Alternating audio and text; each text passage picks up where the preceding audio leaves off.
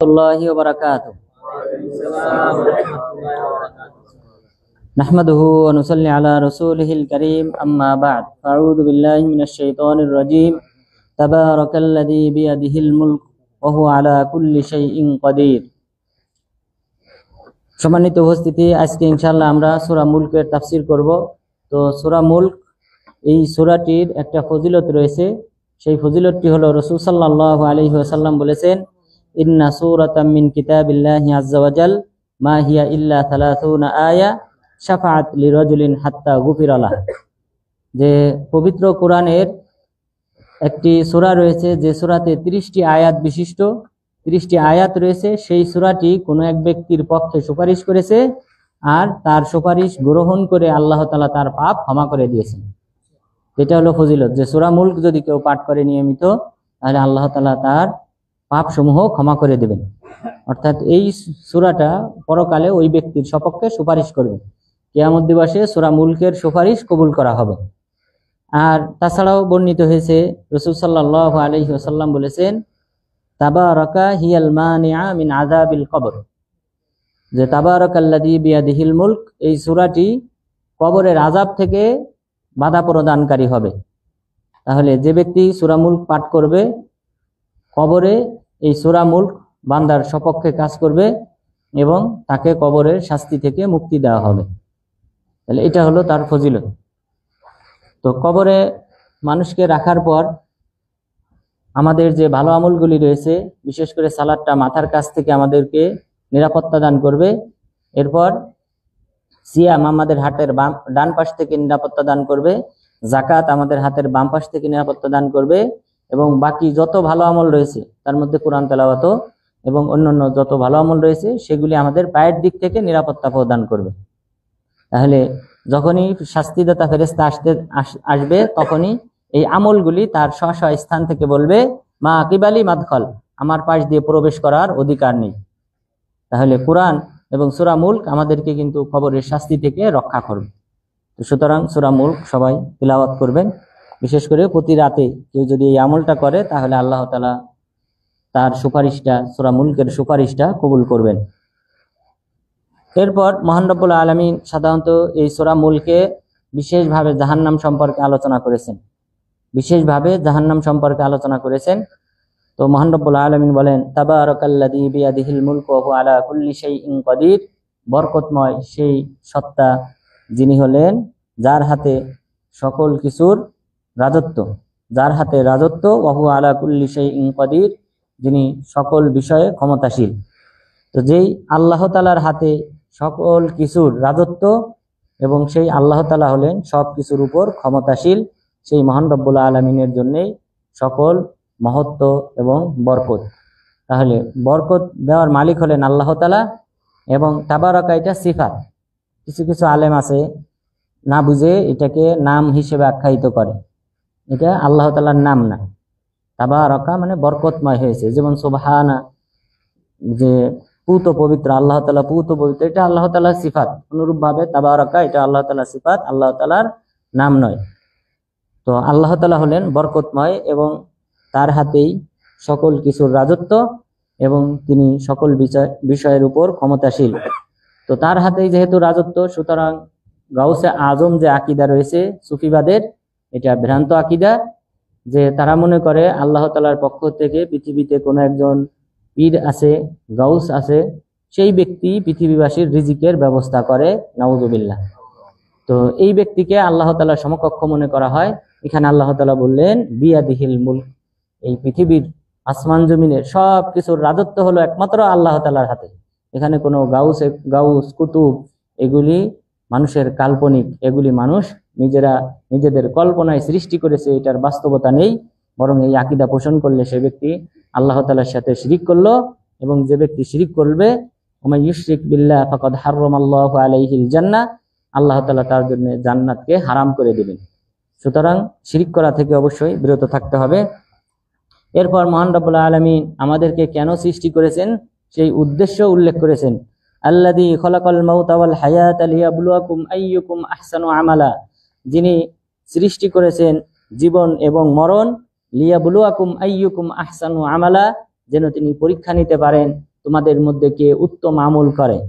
উত্তম আমল করার জন্য এবং কে খারাপ আমল করে, এই পার্থক্য করার জন্য আল্লাহ তাআলা আমাদের জীবন মরণের ব্যবস্থা করেছেন, যে মৃত্যুবরণ করার পর তাদের এই হিসাব নেওয়া হবে আর মৃত্যুর আগে তাকে আমল করার সুযোগ দেওয়া হবে। সুতরাং পৃথিবীতে আমরা যে কয়দিন জীবিত আছি, এই কয়টা দিন আল্লাহ তাআলা আমাদেরকে পরীক্ষায় ফেলার জন্য আমাদেরকে এই সময়টা বেঁধে দিয়েছেন। এই সময়ের মধ্যেই আমাদেরকে ভালো আমল করতে হবে এবং সেই ভালো আমল বর্তমান আমরা এই যে মুহূর্তে এখন পদার্পণ করেছি সেটা মুহররম মাস। এই মুহররম মাসেও আমাদের অনেক ভালো আমল বেশি বেশি করা দরকার, তাহলে সওয়াবের পরিমাণও বেশি দেওয়া হয়। তো সুতরাং আমাদেরকে এই ভালো আমলের প্রতি বেশি গুরুত্ব আরোপ করতে হবে। আল্লাহ তাআলা বললেন, আল্লাযী খালাকাল মাউতা ওয়াল হায়াতা লিয়াবলুয়াকুম আইয়ুকুম আহসানু আমালা, যিনি জীবন মরণ সৃষ্টি করেছেন তোমাদেরকে পরীক্ষায় ফেলার জন্য, তোমাদের মধ্যে কোন ব্যক্তি ভালো আমল করে সেই পরীক্ষা নেওয়ার জন্য আল্লাহ তাআলা আমাদের জীবন মরণ সৃষ্টি করেছেন। সুতরাং আমরা সৃষ্টির লক্ষ্য জানলাম যে পরীক্ষায় ফেলানোর জন্য, ইবাদত করার জন্য, ভালো আমল করার জন্য আল্লাহ তাআলা আমাদেরকে সৃষ্টি করেছেন। সুতরাং আমাদের দেশের যে একটি আকীদা রয়েছে যে মুহাম্মদ সাল্লাল্লাহু আলাইহি ওয়াসাল্লামকে যদি সৃষ্টি করা না হতো তাহলে আসমান জমিন কোনো কিছু সৃষ্টি করা হতো না, এটা বানোয়াট, এটা কোরআন বিরোধী কথা। বরং আল্লাহ তাআলা মানুষকে সৃষ্টি করেছেন আমল করার জন্য, আল্লাহ তাআলার ইবাদত করার জন্য। আল্লাহ তাআলা ইবাদতটাকে পছন্দ করেন, ভালোবাসেন, বান্দারা তার উপাসনা করুক। এই ভালোবাসা, এই চাওয়া, ইচ্ছা পোষণ থেকেই আল্লাহ তাআলা মানুষ জিন জাতি এদেরকে সৃষ্টি করেছেন যেন তারা আল্লাহর উপাসনা করে। তো সেই উদ্দেশ্যে আল্লাহ তাআলা আসমান জমিন সৃষ্টি করেছেন। আসমান জমিন সৃষ্টি করেছেন এই জিন এবং মানব জাতি এদের সাপোর্ট দেওয়ার জন্য। যে পৃথিবীতে টিকে থাকতে হলে এই যে সূর্যের প্রয়োজন, সূর্যের আলো ব্যতীত এই পৃথিবী বিকল। এই পৃথিবী বরফে ঢাকা পড়বে, যেমন অ্যান্টার্কটিকা একটা মহাদেশ, সেখানে সূর্যের আলো না পড়ার কারণে বরফে ঢাকা, সেখানে বসবাস করা সম্ভব না। সূর্যের আলো যদি না থাকতো তাহলে এই পৃথিবীও এরকম বরফে ঢাকা পড়ে যেত। তো আল্লাহ তাআলা পুরো আসমান জমিন সব কিছু সৃষ্টি করেছেন এই মানব এবং সেই সাথে দানব জাতি তথা মানুষ এবং জিন জাতির কল্যাণার্থে, তাদের সাপোর্ট দেওয়ার জন্য, তারা যেন এই পৃথিবীতে সুন্দরভাবে বসবাস করতে পারে, আল্লাহ তাআলার বিরুদ্ধে তারা যেন কোনো অভিযোগ দাঁড় করাতে না পারে। তাদের খাবারের ব্যবস্থা করেছেন, সবকিছুর ব্যবস্থা করেছেন শুধুমাত্র তাদের পরীক্ষা নেওয়ার জন্য, তারা ভালো আমলকারী হয় নাকি খারাপ আমলকারী হয়ে জাহান্নামী হয় সেই বিষয়টা দেখার জন্য। সুতরাং সৃষ্টির লক্ষ্য হলো আল্লাহ তাআলার উপাসনা করা। ওয়াহুয়াল আজিজুল গফুর, তিনি পরাক্রমশালী এবং ক্ষমাকারী। আল্লাযী খালাকা সাবআ সামাওয়াতিন তিবাকা, যিনি 7 আসমান সৃষ্টি করেছেন স্তর বাই স্তরে, অর্থাৎ একটার উপর একটা। একটা বিল্ডিং যদি 7 তলা বিশিষ্ট হয় তাহলে নিচতলা, উপরতলা, দ্বিতীয় তলা, তৃতীয় তলা, এইভাবে যে স্টেপ, এই স্টেপ বাই স্টেপ আল্লাহ তাআলা 7টি আসমান সৃষ্টি করেছেন। অর্থাৎ এমন না যে এক আসমান একতলা ডান পাশে, আরেকতলা বাম পাশে, আরেকতলা মিডিলে, এই সিস্টেমে না, বরং একটার উপর আরেকটা। তাহলে প্রথম আসমান, এরপরে দ্বিতীয় আসমান, এরপর তৃতীয় আসমান, এইভাবে স্টেপ বাই স্টেপ ধারাবাহিকভাবে আল্লাহ তাআলা 7টি আসমান সৃষ্টি করেছেন, 7টি আকাশ সৃষ্টি করেছেন এবং ওয়ামিনাল আরদি মিথলাহুন, অনুরূপভাবে 7টি জমিন সৃষ্টি করেছেন, যেটা অন্য আয়াতে আল্লাহ তাআলা বলেছেন। সুতরাং 7 আসমান 7 জমিন আল্লাহ তাআলা স্টেপ বাই স্টেপ সৃষ্টি করেছেন। মা তারা ফি খালকির রহমানি মিন তাফাউত, আপনি আল্লাহ তাআলার এই সৃষ্টিতে কোনো খুঁত পাবেন না, কোনো ভুল ত্রুটি পাবেন না। অর্থাৎ আল্লাহ তাআলার এই সৃষ্টি এখানে কোনো ত্রুটিপূর্ণ, আল্লাহ তাআলা পরিপূর্ণ সিফাত দিয়ে, গুণাগুণ দিয়ে এই আসমান জমিন আল্লাহ তাআলা সৃষ্টি করেছেন। তারজিউল বাসারা হাল তারা মিন ফুতুর, আপনি দৃষ্টি ফিরান এই আসমান জমিনের দিকে, দৃষ্টি ফিরান, হাল তারা মিন ফুতুর, আপনি কি সেখানে কোনো ত্রুটি পেয়েছেন? কোনো ত্রুটি নেই। তুমারজিউল বাসারা কাররাতাইনি ইয়ানকালিব ইলাইকাল বাসারু খাসিআন ওয়া হুয়া হাসীর, আপনি পুনরায় আবার আরো 2 বার দৃষ্টি ফিরান এবং আপনার এই দৃষ্টি পুনরায় আবার ফিরে আসবে ব্যর্থ হয়ে, ওয়া হুয়া হাসীর, এবং সে ক্লান্ত হয়ে সে ফিরে আসবে, কোনো ভুল ত্রুটি খুঁজে পাবে না। তাহলে যত বড়ই গবেষক হোক, এই আসমান জমিনের ভুল ত্রুটি খুঁজে বের করতে চাইলে সে বের করতে পারবে না, বরং সে ক্লান্ত হয়ে যাবে, কিন্তু তবু আসমান জমিনের কোনো প্রকার ভুল ত্রুটি খুঁজে পাবে না। ওয়ালাকাদ যায়্যানাস সামাআদ দুনিয়া বিমাসাবিহা ওয়া জাআলনাহা রুজুমান লিশ-শায়াতিন, এবং আমি প্রথম আসমানকে পৃথিবীর আসমানকে আমি সুশোভিত করেছি, সুসজ্জিত করেছি বিমাসাবিহা, আলোকবর্তিকা দ্বারা। এই যে মহাকাশে আমরা যে সকল নক্ষত্ররাজি দেখি, গ্রহ দেখি, উপগ্রহ দেখি, নেবুলা, নিহারিকা, গ্যালাক্সি, ছায়াপথ যেগুলি আমরা দেখি, এগুলি সব আলোকবর্তিকা। এগুলি আল্লাহ তাআলা এই প্রথম আসমানে সৃষ্টি করেছে। তাহলে বোঝা যায় অন্যান্য আসমানে এই নক্ষত্র, গ্রহ, উপগ্রহ এগুলি নেই। কারণ আল্লাহ তাআলা বলেছেন, ওয়ালাকাদ যায়্যানাস সামাআ আদ-দুনিয়া বিমাসাবিহ, আমি প্রথম আসমানকে শুধুমাত্র সুসজ্জিত করেছি এই আলোকবর্তিকা মাধ্যমে তথা নক্ষত্র, গ্রহ, উপগ্রহ এগুলির মাধ্যমে। রুজুমান লিশ-শায়াতিন ওয়া জাআলনাহা রুজুমান লিশ-শায়াতিন, এবং এই সকল গ্রহ, নক্ষত্র এগুলিকে আমি করেছি শয়তানদের জন্য কঙ্কর নিক্ষেপ স্বরূপ। অর্থাৎ এই সকল গ্রহ, উপগ্রহ এগুলিতে যে সকল পাথর রয়েছে সে সকল পাথর উল্কা হিসেবে এই জিন, শয়তান এদের উপর নিক্ষেপ করা হয়।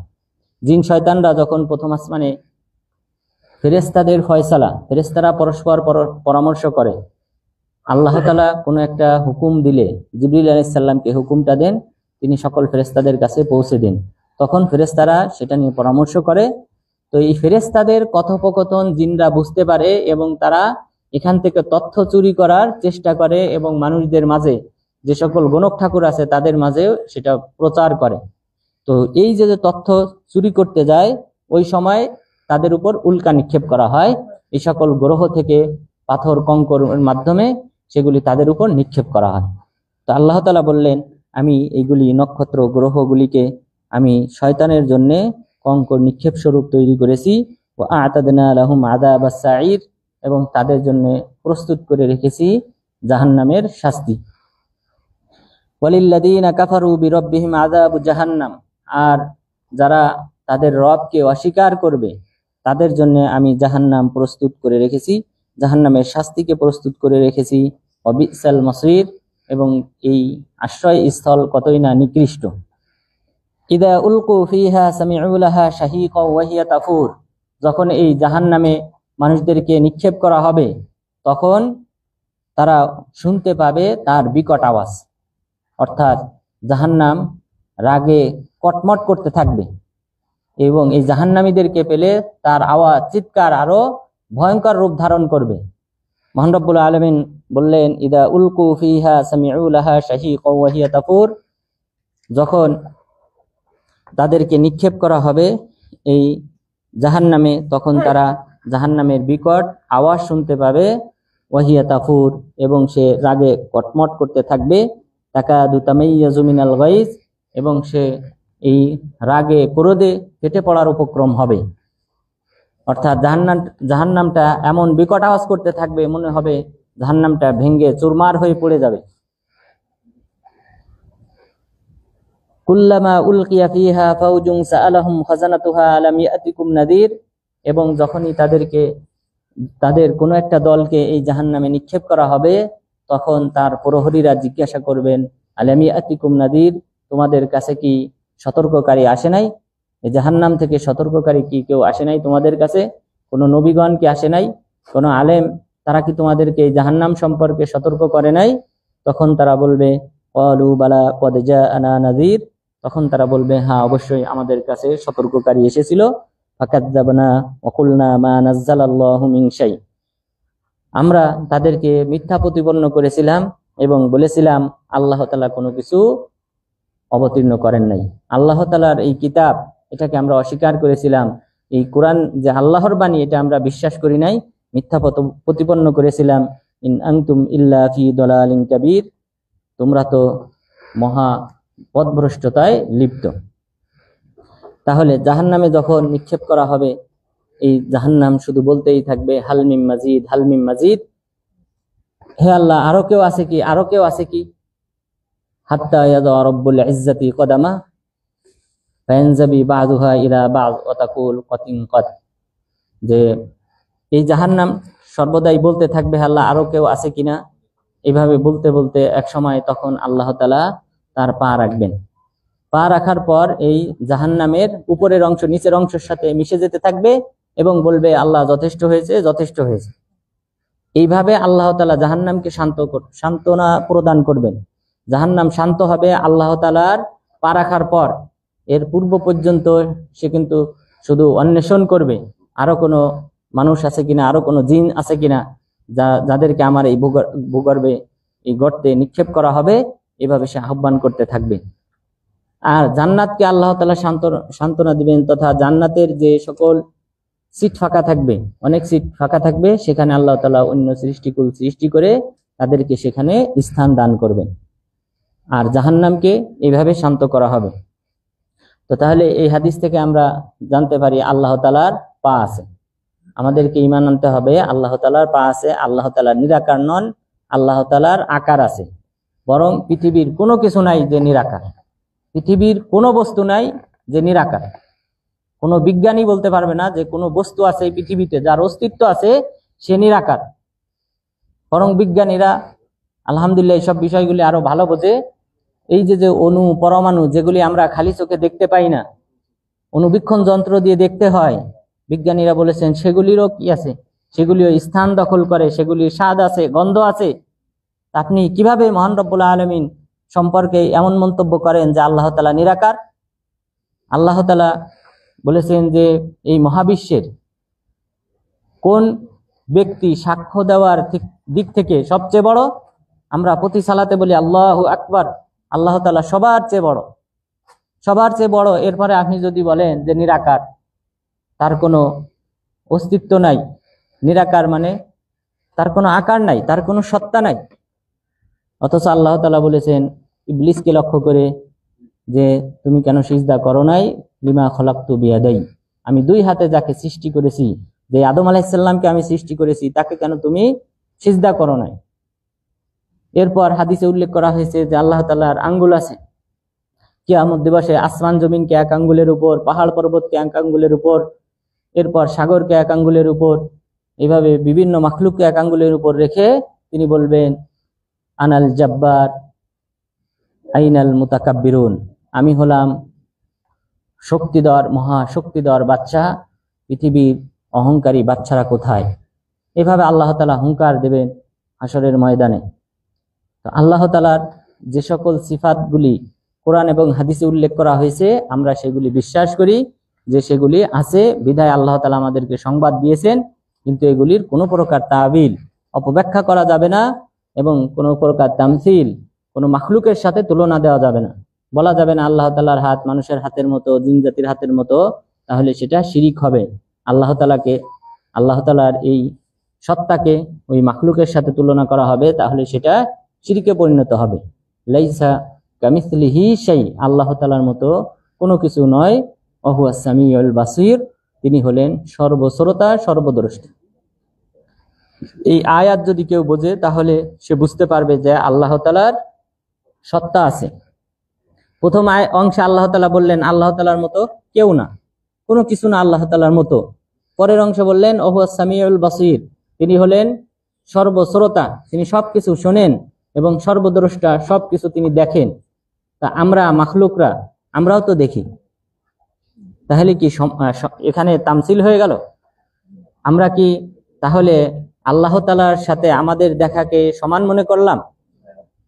যেহেতু আল্লাহ তাআলা নিজে বলেছেন আমি দেখি, আমাদের বিশ্বাস রাখতে হবে যে আল্লাহ তাআলা দেখেন। এরপর আল্লাহ তাআলা বললেন শুনি, সুতরাং আমাদের ঈমান আনতে হবে যে আল্লাহ তাআলা শোনেন। এটা মানুষের ক্ষেত্রেও এই দুই গুণ রয়েছে, মানুষও শোনে, মানুষও দেখে। তার মানে আমরা এটাকে সমান মনে করি না, যেহেতু প্রথম অংশে আল্লাহ তাআলা বলেছেন লাইসা কামিসলিহি শাই, আল্লাহ তাআলার মতো কোনো কিছুই নয়। সুতরাং আল্লাহর শ্রবণ আর আমাদের শ্রবণ এক না, কিন্তু ঈমান রাখতে হবে আল্লাহ তাআলা শোনেন। এখন আপনি যদি বলেন যে না, মানুষও শোনে, আল্লাহ তাআলাও শোনে, যদি আমরা এই শোনা গুণাগুণটা, আস-সামা শ্রবণ করার গুণাগুণ যদি সাব্যস্ত করি আল্লাহর ক্ষেত্রে, তাহলে তামসিল আবশ্যক হয়ে যায়, আল্লাহ তাআলার সাথে সাদৃশ্য দেওয়া আবশ্যক হয়ে যায়। কে বলেছে আবশ্যক হয়? আবশ্যক হয় না। আমরা মনে করি না যে মানুষের মতো বা কোনো মাখলুকের মতো। তিনি স্রষ্টা, তার জন্য যেভাবে উপযুক্ত তিনি সেভাবে শোনেন, তিনি তার জন্য যেভাবে শোভনীয় তিনি সেভাবে দেখেন। সুতরাং এখানে কোনো প্রকার তুলনা ছাড়াই আমরা বিশ্বাস করি যে আল্লাহ তাআলার হাত আছে, পা আছে, আঙ্গুল আছে, এবং সেই সাথে চক্ষু আছে, এবং অন্যান্য যে সকল সিফাতের কথা বলা হয়েছে ওয়াজ চেহারা রয়েছে, কারণ কিয়ামত দিবসে বান্দারা হুজুহু ইয়াউমাইযিন নাযিরা ইলা রাব্বিহা নাযিরা, কিয়ামত দিবসে অনেক চেহারা হবে হাস্যোজ্জ্বল, এই হাস্যোজ্জ্বল চেহারা বিশিষ্ট মুমিন বান্দারা ইলা রাব্বিহা নাযিরা, তাদের রবের দিকে তাকিয়ে থাকবে। ইন্নাকুম সাতারাউনা রাব্বাকুম কামা তারাউনাল কমারা লাইলাতাল বদর, পূর্ণিমার চাঁদকে তোমরা যেভাবে দেখো সেইভাবে তোমরা তোমাদের রবকে কিয়ামত দিবসে দেখতে পাবে। তো আল্লাহ তাআলার সত্তা যদি না থাকে আপনি কি দেখবেন? আর সত্তা ব্যতীত পৃথিবীর কোনো বস্তুর অস্তিত্ব নেই, সত্তাবিহীন কোনো কিছুর অস্তিত্ব নেই। অণু পরমাণু সেগুলিরও অস্তিত্ব আছে, সেগুলির স্বাদ আছে, গন্ধ আছে, সেগুলি স্থান দখল করে। তাহলে কিভাবে এমন একটা কুফরি আকীদা আমরা পোষণ করি যে আল্লাহ তাআলা নিরাকার? তাহলে জাহান্নামে আল্লাহ তাআলা পা রাখার পর জাহান্নাম শান্ত হবে। এরপর মহান রব্বুল আলামিন বলেছেন, ওয়াকালু লাউ কুন্না নাসমাউ আও নাকিলু মা কুন্না ফি আসহাবিস সাঈর, তখন তারা আফসোস করে বলবে, জাহান্নামীরা এই জাহান্নামকে দেখার পর, জাহান্নামের চিৎকার হুঙ্কার দেখার পর তখন, এবং ফেরেশতাদের এই জিজ্ঞাসাবাদের পর তখন তারা বলবে, লাউ কুন্না নাসমাউ আও নাকিল, আমরা যদি তাদের কথা শুনতাম এবং মানতাম, বুঝতাম, বোঝার চেষ্টা করতাম যে নবীগণ কি বলতে চান অথবা আলেমগণ কি বলতে চান, সেটা যদি আমরা মনোযোগ দিয়ে শুনতাম, এটা আমল করার চেষ্টা করতাম, বোঝার চেষ্টা করতাম, মা কুন্না ফি আসহাবিস সাঈর, তাহলে আজ জাহান্নামীদের অধিবাসী হতাম না। কিন্তু সেই সময়ে এই স্বীকৃতি কোনো উপকারে আসবে না, কারণ আমাদেরকে দুনিয়াতে আল্লাহ তাআলা পরীক্ষার জন্য পাঠিয়েছেন। সুতরাং দুনিয়ার এই যে জীবন, এই জীবনের মাঝেই আমাদেরকে আমল করে যেতে হবে। ফাতারাফু বিদামবিহিম ফাসুহকাল লিআসহাবিস সাঈর, সেদিন তারা তাদের পাপ কৃত কর্মের কথা, অপরাধের কথা তারা স্বীকার করবে। ফাসুহকাল লিআসহাবিস সাঈর, সুতরাং দুর্ভোগ এই জাহান্নামের অধিবাসীদের জন্য, ধ্বংস এই জাহান্নামের অধিবাসীদের জন্য। ইন্নাল্লাযীনা ইয়াখশাউনা রাব্বাহুম বিল গায়ব, নিশ্চয়ই যারা তাদের রবের প্রতি ঈমান আনয়ন করে না দেখে, অদৃশ্য অবস্থায় যারা তাদের রবের প্রতি ঈমান আনয়ন করে, লাহুম মাগফিরাতু ওয়া আজরুন কাবীর, তাদের জন্য রয়েছে ক্ষমা এবং মহা পুরস্কার। সুতরাং আল্লাহ তাআলাকে না দেখে ঈমান আনয়ন করার ফজিলত হলো এটা, আল্লাহ তাআলা তাদের পাপসমূহ ক্ষমা করে দিবেন এবং মহা পুরস্কার দান করবেন। এরপর মহান রব্বুল আলামিন বলেছেন, ওয়া আসিররু কাওলাকুম আবিজহারু বিহি ইন্নাহু আলিমুম বিযাতিস সুদূর, তোমরা তোমাদের কথা আস্তে বলো অথবা জোরে বলো, নিশ্চয়ই আল্লাহ তাআলা হলেন অন্তর্যামী, তিনি অন্তরের খবর জানেন। তোমরা মুখে প্রকাশ করো অথবা প্রকাশ নাই করো, কিন্তু আল্লাহ তাআলা অন্তরের সংবাদ জানেন। সুতরাং জবান দিয়ে তুমি উচ্চস্বরে বলো অথবা আস্তে বলো, সেটাও আল্লাহ তাআলা জানেন। ইয়ালামু মান খালাকা ওয়া হুয়াল লাতীফুল খবীর, আলা ইয়ালামু মান খালাকা ওয়া হুয়াল লাতীফুল খবীর, তিনি কি জানবেন না যিনি সৃষ্টি করেছেন আর তিনি হলেন সূক্ষ্মদর্শী এবং সবকিছু সম্পর্কে অবহিত, সেই আল্লাহ তাআলা কি জানবেন না? অবশ্যই তিনি জানেন। হুয়াল্লাযী জাআলা লাকুমুল আরদা দালুলান ফামশু ফি মানাকিবিহা, আল্লাহ তাআলা পৃথিবীকে করেছেন অধীনস্থ এবং চলার উপযোগী। ফামশু ফি মানাকিবিহা, তোমরা তার দিক দিগন্তে তোমরা চলাফেরা করো, তার বক্ষের উপর দিয়ে, পৃষ্ঠের উপর দিয়ে তোমরা চলাফেরা করো। ওয়াকুলু মির রিজকি, এবং তার রিজিক ভক্ষণ করো। এটা একটা মহা আয়াত। আল্লাহ তাআলা পৃথিবীটাকে, যেহেতু আসমান জমিন সবগুলি কিন্তু একই সময়ে সৃষ্টি করা হয়েছে, এবং বিজ্ঞানীরাও মনে করেন চন্দ্র, সূর্য এবং পৃথিবী এদের বয়স একই, তো একই সময়ে সৃষ্টি করা হয়েছে। এবং এই একই সময় সৃষ্টি হওয়ার পর এরপর এই পৃথিবীর উপরিভাগ এটা কিন্তু এক সময় উত্তপ্ত ছিল। আল্লাহ তাআলা এখানে বসবাস করার উপযোগী করেছেন, এখানে শস্য ফলানোর উপযোগী করেছেন এই জমিনকে, এখানে পানি সৃষ্টি করেছেন, খাদ্য সৃষ্টি করেছেন। এটাতে অনেক সময়ের প্রয়োজন হয়েছে, যেহেতু হাদিস আয়াতে আল্লাহ তাআলা বলেছেন 2 দিন আসমান জমিন সৃষ্টি করা হয়েছে 2 দিনে, এবং পৃথিবীতে খাদ্যের ব্যবস্থাপনা করা হয়েছে 2 দিনে। তাহলে সৃষ্টিতে যতটা সময় লেগেছে তার সমপরিমাণ সময় লেগেছে এই পৃথিবীতে এই খাদ্য এবং বসবাস উপযোগী করতে, এখানে খাদ্যের ব্যবস্থা করতে, পানি, এরপর গাছপালা, তরুলতা ইত্যাদি সৃষ্টিতে আল্লাহ তাআলা 2 দিন ব্যয় করেছেন। তাহলে এই আয়াতে আল্লাহ তাআলা বললেন হুয়াল্লাযী জাআলা লাকুমুল আরদা যালুলা, আল্লাহ তাআলা তোমাদের জন্য বসবাসের উপযোগী করেছেন এই জমিনকে, সুতরাং তোমরা তার বক্ষের উপর চলাফেরা করো এবং তার রিজিক ভক্ষণ করো। ওয়া ইলাইহিন নুশুর, তার নিকটই তোমাদের প্রত্যাবর্তন। আমিনতুম মান ফিস সামাই আন ইয়াখসিফা বিকুমুল আরদ ফাইদা হিয়া তামুর, তোমরা কি নিজেদেরকে নিরাপদ মনে করো যে যিনি আসমানে আছেন তিনি তোমাদেরকে ভূমিধসের মাধ্যমে ধ্বংস করবেন না, ভূমিধস দেবেন, এবং ফাইদা হিয়া তামুর, এবং তখন এই পৃথিবী নড়াচড়া করতে থাকবে। অর্থাৎ ভূমিধসের মাধ্যমে তোমাদেরকে ধ্বংস করবেন, পৃথিবী নড়াচড়া করতে থাকবে। এটা থেকে কি তোমরা নিরাপদ মনে করো নিজেদেরকে? তাহলে এই আয়াত থেকে আমরা বুঝতে পারি আল্লাহ তাআলা আছেন কোথায়? আসমানে, সাত আসমানের উপরে আরশে আজিমে আছেন আল্লাহ তাআলা। এখানে বলেছেন আমিনতুম মান ফিস সামা, যিনি আসমানে আছেন। সুতরাং আল্লাহ তাআলা আসমানে আছেন, তিনি সর্বত্র বিরাজমান নন। এটা কুফরি আকীদা। আল্লাহ তাআলা আর রহমানু আলাল আরশি ইস্তাওয়া, আল্লাহ তাআলা আরশে আজিমে আছেন, এবং রাসূল সাল্লাল্লাহু আলাইহি ওয়াসাল্লামকে মেরাজের রাত্রিতে এই আরশে আজিমের কাছে সেখানেই কিন্তু ডেকে নেওয়া হয়। সিদরাতুল মুনতাহা অতিক্রম করে তিনি সাত আসমান সিদরাতুল মুনতাহা অতিক্রম করে আল্লাহ তাআলার সাথে সাক্ষাৎ করেন। তিনি যদি সর্বত্র বিরাজমান হতেন তাহলে সেখানে ডেকে নেওয়ার কোনো প্রয়োজন ছিল না। এরপর মহান রব্বুল আলামিন পরের আয়াতে বলেছেন আমিনতুম মান ফিস সামাই আন ইউরসিলা আলাইকুম হাসিবা, তোমরা কি নিরাপদ মনে করো সেই সত্তা থেকে যিনি আসমানে রয়েছেন, যে তিনি তোমাদের উপর পাথর বর্ষণ করবেন না, পাথর বর্ষণ করে তোমাদেরকে ধ্বংস করবেন না। ইহা থেকে কি তোমরা নিজেদেরকে নিরাপদ মনে করো? ফাসাতা'লামুনা কাইফা নাদির, অচিরেই তোমরা জানতে পারবে আমার সতর্কতা কেমন ছিল। তাহলে এখানেও আল্লাহ তাআলা আসমানে আছেন সে কথাই বলেছেন। ইমাম আবু হানিফা রাহিমাহুল্লাহ তিনি তার ফিকহুল আকবার গ্রন্থের 132 পৃষ্ঠায় তিনি উল্লেখ করেছেন যে যদি কেউ বলে যে আমি জানি না আল্লাহ তাআলা কোথায় আছে, সে কাফের, কারণ আল্লাহ তাআলা আছেন আসমানে আরশে আজিমে। এরপরে তিনি বললেন কেউ যদি বলে আমি জানি না আল্লাহ তাআলা কি আসমানে আছেন না জমিনে আছেন, তাহলেও সে কাফের, কারণ আল্লাহ তাআলা আছেন আসমানে। সুতরাং আমাদের দেশে যারা এই সর্বত্র বিরাজমানের আকীদা পোষণ করে তারা মাযহাব মানে না, এবং তারা মাযহাব মানে আবু মাতুরিদি ফিরকায়ে বাতিলা। ৭৩টি যে দল হবে মুসলিমদের মধ্যে, সেই ৭৩-এর মধ্যে ৭২টি হবে ভ্রান্ত দল। সেই ভ্রান্ত দলের একটি দল হলো মাতুরিদিয়া, সেই মাতুরিদিয়াদের আকীদা পোষণকারী। সুতরাং এর সাথে ইমাম আবু হানিফা রাহিমাহুল্লাহ হানাফি মাযহাবের কোনো সম্পর্ক নাই, বরং এই ব্যক্তি হানাফি মাযহাবের মাঝে সে তার প্রভাবটা বিস্তার করেছে।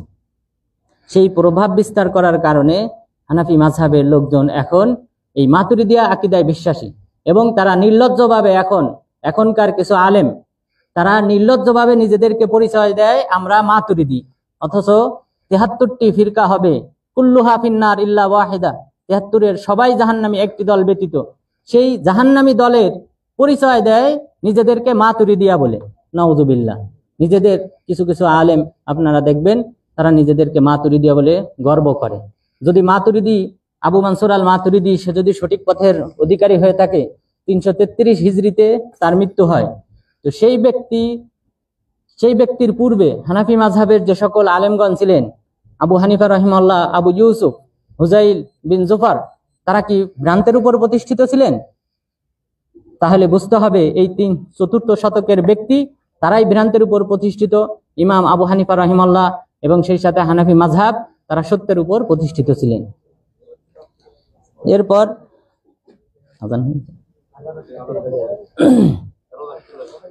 মহান রব্বুল আলামিন বলেছেন ওয়ালাকাদ কাযযাবাল্লাযীনা মিন ক্বাবলিহিম ফাকাইফা কানা নাকির, ইতিপূর্বে অনেক সম্প্রদায় মিথ্যা প্রতিপন্ন করেছিল, তাদের প্রতি আমার শাস্তিটা কেমন ছিল। আওয়ালাম ইয়ারাউ ইলাত তায়রি ফাওকাহুম সাফাতিন ইয়াকবিন মা ইমসিকুহুন্না ইল্লার রহমান ইন্নাহু বিকুল্লি শাইইন বাসীর, তারা কি তাকিয়ে দেখে না পাখির দিকে, পক্ষীকুলের দিকে, যারা তাদের উপরে থাকে এবং তারা তাদের ডানা মেলে এবং ডানা গুটিয়ে চলাফেরা করে, আকাশে উড্ডয়মান। এই পাখিগুলি যে আকাশে উড্ডয়ন করে এবং তাদের পাখা কখনো মেলে আবার বন্ধ করে, সংকুচিত করে, মা ইমসিকুহুন্না ইল্লার রহমান, তাদেরকে একমাত্র এই চলার তৌফিক দান করেছেন আল্লাহ তাআলা। তাদেরকে এই আকাশে আটকে রেখেছেন, আকাশে উড়ার তৌফিক দিয়েছেন আল্লাহ সুবহানাহু ওয়া তাআলা। ইন্নাহু বিকুল্লি শাইইন বাসীর, তিনি সর্ববিষয়ে তিনি দেখেন, লক্ষ্য করেন। তো ইনশাআল্লাহ বাকি তাফসীর ইনশাআল্লাহ অন্যদিন সম্পন্ন করব। তো সুবহানাকাল্লাহুম্মা বিহামদিকা আশহাদু আল্লা ইলাহা ইল্লা আনতা আস্তাগফিরুকা ওয়া আতুবু ইলাইক। আচ্ছা।